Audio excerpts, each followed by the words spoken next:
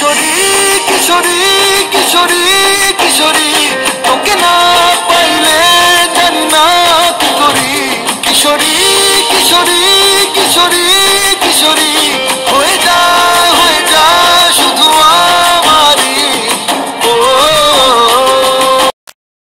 রাত হলে automatic light জ্বলবে আর দিন হলে অটোমেটিক লাইট বন্ধ হয়ে যাবে।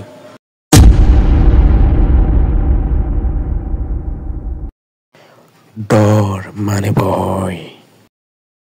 হ্যালো প্রযুক্তিপ্রেমী মানুষজন, welcome back to my channel.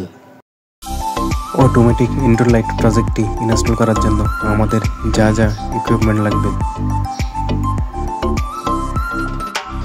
চলুন ইকুইপমেন্টগুলো পাওয়ার কন্ট্রোল বোর্ডের সাথে এক একটি করে কানেক্ট করে নিই।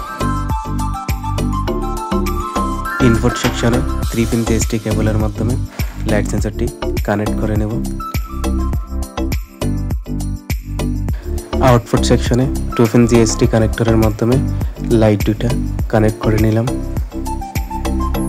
লাইট সেন্সরটি মডেল হোমের ছাদে ট্যাপ দিয়ে খুব শক্ত করে আটকে দিলাম। ফাইনালি প্রজেক্টটি কতটুকু কার্যকর চলুন দেখি।